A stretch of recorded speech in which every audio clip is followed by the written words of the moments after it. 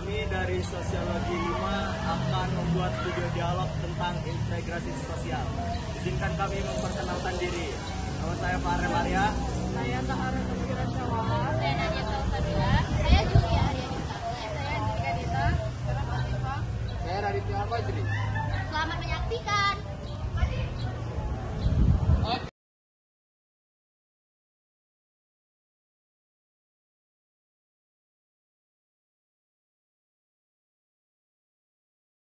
Guys, jadi kan tadi aku bisa belajar nih tentang integrasi sosial. Nah, kalau secara umum kan integrasi sosial itu adalah proses penyesuaian unsur-unsur yang berbeda di dalam suatu masyarakat sehingga menjadi satu kesatuan nih. Nah, kalau menurut kalian, kalau menurut ilmuwan tuh integrasi sosial itu seperti apa ya?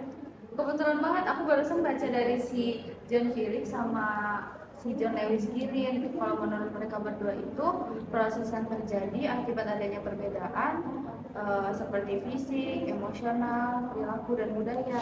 Kalau menurut kamu kayak mana? Aku sih baru baca ya dari Michelle Bottom sama Abu Ahmad. Kalau dari Michelle Bottom itu tuh suatu pola hubungan yang mengakui adanya perbedaan ras dalam masyarakat. Terus kalau dari Abu Ahmad itu tuh Denny melihat bahwa dalam integrasi masyarakat terdapat kerjasama dari sebuah anggota masyarakat seperti keluarga atau semua individu gitu. Tapi aku sih nggak tahu ya faktor integrasi itu tuh ada apa aja. Kalian ada yang tahu nggak sih faktor-faktornya? Oh, kalau aku tahu sih, tapi aku cuma tahu dua.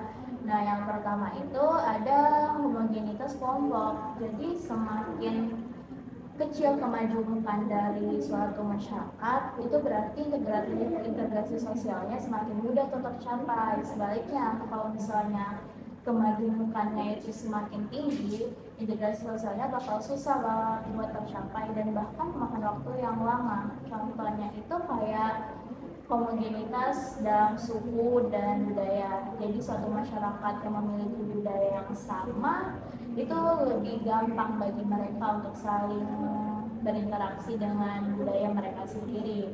Lalu yang selanjutnya itu ada faktor tentang besar kecilnya kelompok. Jadi semakin besar suatu kelompok kan nyambung juga yang tadi yang faktor sebelumnya bahwa kemajuannya akan semakin beragam. Jadi semakin sulit. Kalau kelompoknya kecil, otomatis anggotanya itu akan semakin sedikit keberagamannya. Jadi integrasi sosialnya semakin mudah buat tercapai. Nah, aku cuma tahu itu sih. Kalau untuk faktor yang selanjutnya dari yang aku tahu sendiri itu ada mobilitas geografis. Jadi mobilitas geografis itu berkaitan dengan perbedaan seseorang dari suatu wilayah ke wilayah lainnya.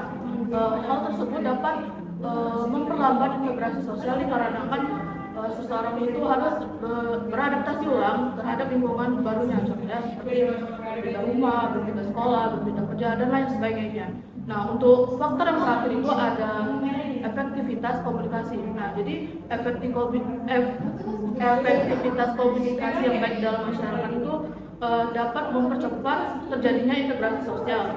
Nah, makin sering kita berinteraksi atau makin efektif kita berinteraksi dalam kelompok tersebut, maka makin cepat pula integrasi sosial itu tercapai. Seperti itu.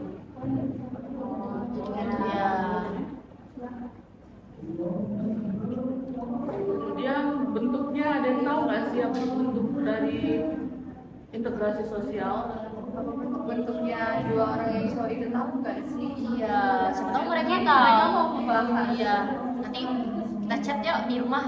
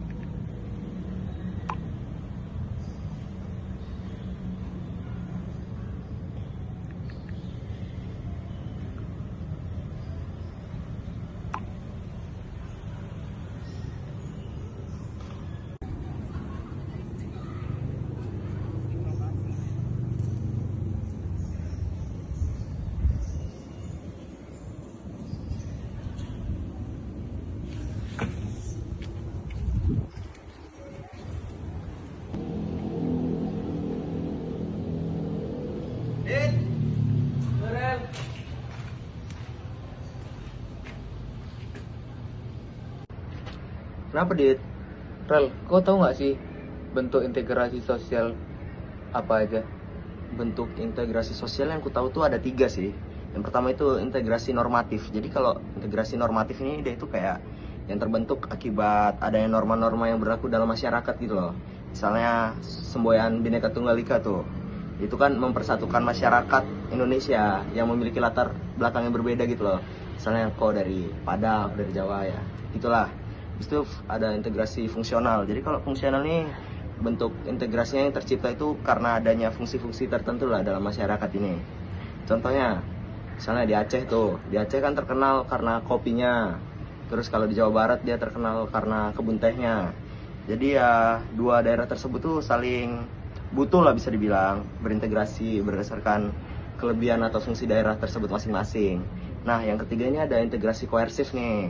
Kalau koersif ini bentuk integrasi yang tercipta berdasarkan kekuasaan yang dimiliki oleh penguasanya. Dalam integrasi ini tuh dia tuh penguasa menggunakan cara paksa dalam melakukan integrasi.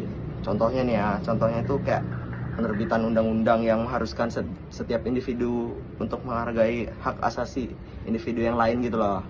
Itu aja sih kayaknya yang aku tahu. Rel, makasih ya.